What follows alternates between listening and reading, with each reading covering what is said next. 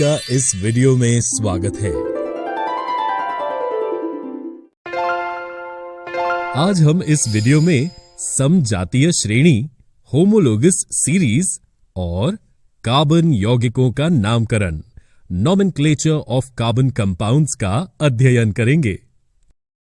मान लीजिए कि हमने बहुत सारी पुस्तकों को उनके विषय के अनुसार अलग अलग बांट लिया, अर्थात हिंदी, अंग्रेजी, विज्ञान इत्यादि की सभी पुस्तकों को अलग अलग रख दिया। तो हर समूह में क्या समानता हुई? जी हां, हर समूह का विषय समान है। आइए इस पर चर्चा करते हैं। जैसा कि इसके नाम से ही पता चलता है, समजातीय अर्थात समान जाति वाले कार्बन यौगिक, इसकी परिभाषा इस प्रकार लिख सकते हैं। समान जाति वाले कार्बन यौगिकों का वो समूह जिनका सामान्य सूत्र एवं प्रकार्यात्मक समूह समान हो। एल्केन समजातीय श्रेणी इस प्रकार है: methane, ethane, propane, butane, pentane इत्यादि। एक यूनिट से दूसरी यूनिट पर जाने में CH2 यूनिट का अंतर है।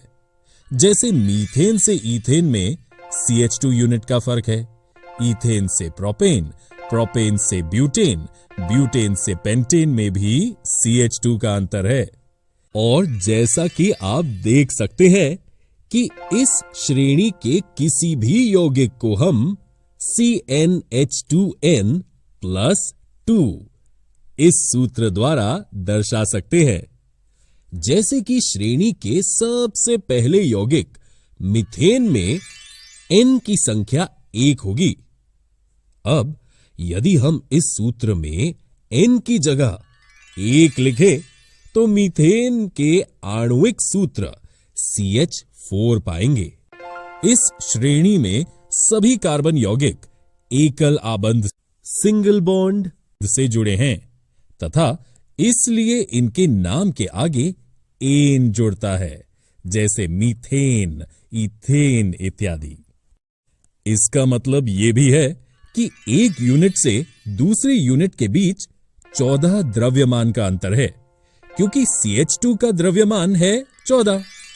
जैसे जैसे समजातीय श्रेणी में आगे बढ़ेंगे, अणु का द्रव्यमान बढ़ेगा। यदि हाइड्रोकार्बन यौगिक में कार्बन कार्बन द्विआबंध डबल बॉन्ड हुए तो उस श्रेणी को एल्कीन कहेंगे, अर्थात नाम के अंत में ईन जुड़ जाएगा। उदाहरण के लिए ईथीन, प्रोपीन, ब्यूटीन, पेंटीन इत्यादि।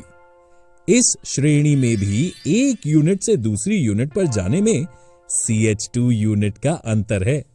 और जैसा कि आप देख सकते हैं कि इस श्रेणी के किसी भी यौगिक को हम CnH2n इस सूत्र द्वारा दर्शा सकते हैं। जैसे कि श्रेणी के दूसरे यौगिक ईथीन में N की संख्या 2 होगी। अब यदि हम इस सूत्र में N की जगह 2 लिखें तो ईथीन के आणविक सूत्र C2H4 पाएंगे। इसी प्रकार हाइड्रोकार्बन यौगिक में कार्बन कार्बन त्रिआबंध ट्रिपल बॉन्ड हुए तो उस श्रेणी को एल्काइन कहेंगे। नाम के अंत में आइन लगेगा।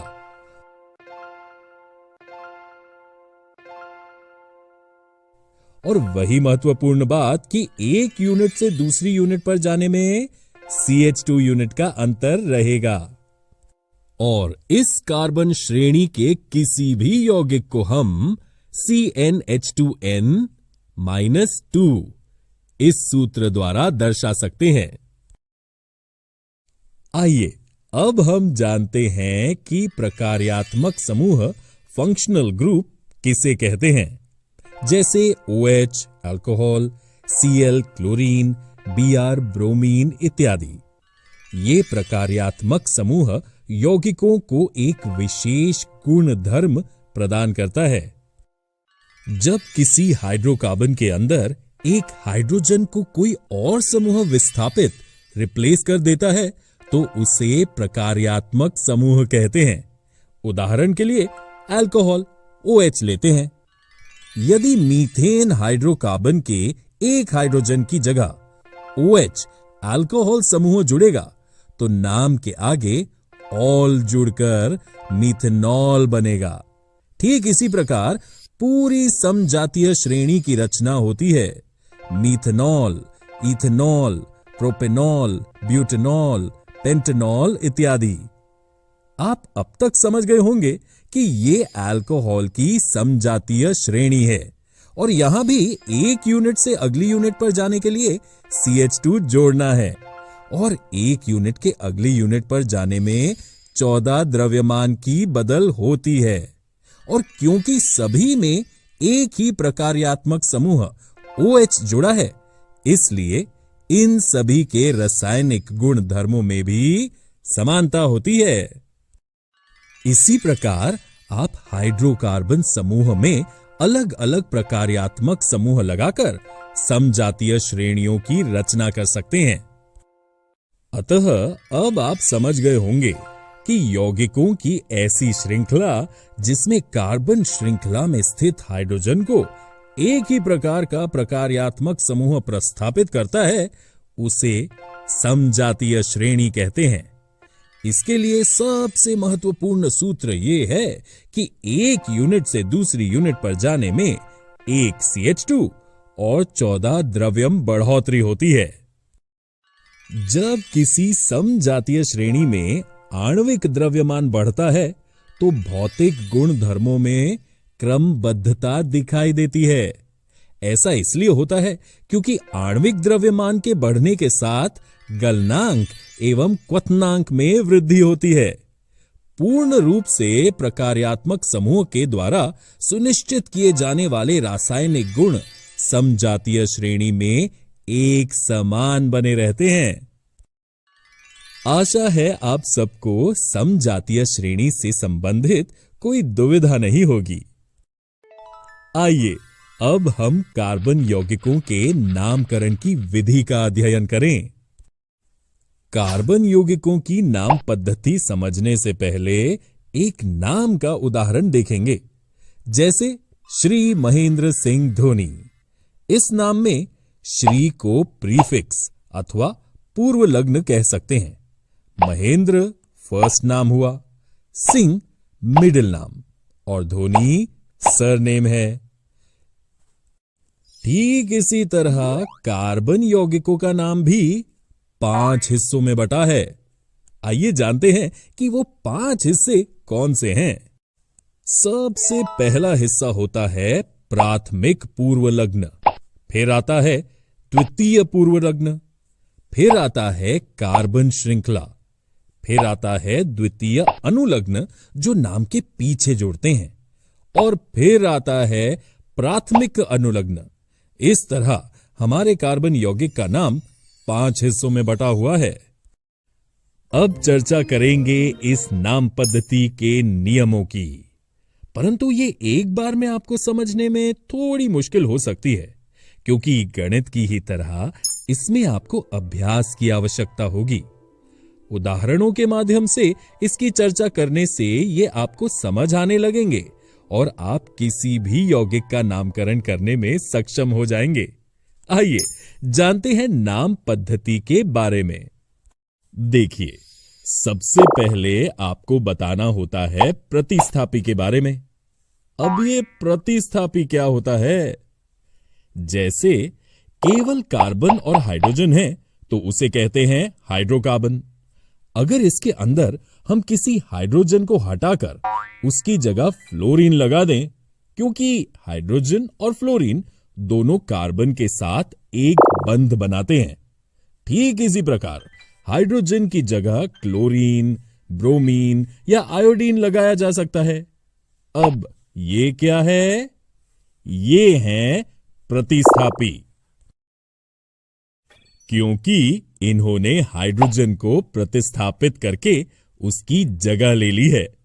अंग्रेजी में इसे सब्स्टिट्यूशन कहते हैं। अब तक हमने 4 प्रतिस्थापियों की चर्चा की है। आगे और भी प्रतिस्थापियों के बारे में जानेंगे। यदि कार्बन यौगिकों में फ्लोरीन दिखे तो क्या लिखना है? नाम से पहले लिखना है फ्लोरो, और अगर क्लोरीन दिखे तो क्लोरो, ब्रोमीन दिखे तो ब्रोमो लिखेंगे, और यदि आयोडीन दिखे तो आयोडो लिखेंगे। तो सबसे पहले कार्बनिक यौगिक में क्या देखेंगे? देखेंगे फ्लोरीन, क्लोरीन, ब्रोमीन या आयोडीन है तो प्राथमिक पूर्वलग्न लिखेंगे। इसके बाद आप देखेंगे कार्बन में रिंग बन रही है क्या। ये आप सरलता से देख सकते हैं, अर्थात कार्बन की श्रृंखला सीधी है या रिंग बना रही है। यदि रिंग बनेगी तो आप साइक्लो शब्द का प्रयोग करेंगे। फिर आप आएंगे मुख्य कार्बन श्रृंखला पर कि कितने कार्बन हैं। यदि एक कार्बन है तो लिखेंगे मेथ, यदि 2 कार्बन है तो लिखेंगे एथ, यदि 3 कार्बन है तो लिखेंगे प्रोप, यदि 4 कार्बन है तो लिखेंगे ब्यूट, यदि 5 कार्बन है तो लिखेंगे पेंट, यदि 6 कार्बन है तो लिखेंगे हेक्स, यदि 7 कार्बन है तो लिखेंगे हेप्ट, यदि 8 कार्बन है तो लिखेंगे ऑक्ट, यदि 9 कार्बन है तो लिखेंगे नॉन, यदि 10 कार्बन है तो लिखेंगे डेक। ये सीक्वेंस आपको अच्छी तरह याद होनी चाहिए।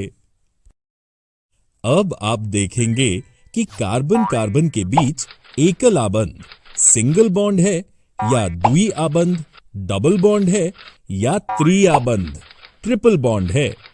यदि एकल आबंध है तो एन लिखेंगे, द्वि आबंध है तो ईन लिखेंगे, और यदि त्रि आबंध है तो आइन लिखेंगे। अब प्राथमिक अनुलग्न में आते हैं, क्रियात्मक समूह या प्रकार्यात्मक समूह। इसकी कार्बन के नाम के सबसे अधिक महत्व हैं, जैसे किसी नाम में सरनेम की महत्ता होती है।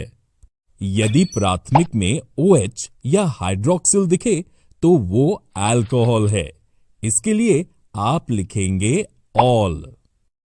CHO दिखे तो वो है एल्डिहाइड, इसके लिए आप लिखेंगे एल। COOH दिखे तो ये है कार्बोक्सिलिक अम्ल, इसके लिए लिखेंगे ओइक अम्ल। CO दिखे तो ये है कीटोन, और इसके लिए लिखेंगे ऑन। ये वे जादुई सूत्र हैं जिन्हें आपने एक बार समझ लिया तो आप कार्बन के किसी भी यौगिक का नाम लिख सकते हैं। अगले वीडियो में हम इनके उदाहरणों का अभ्यास करेंगे।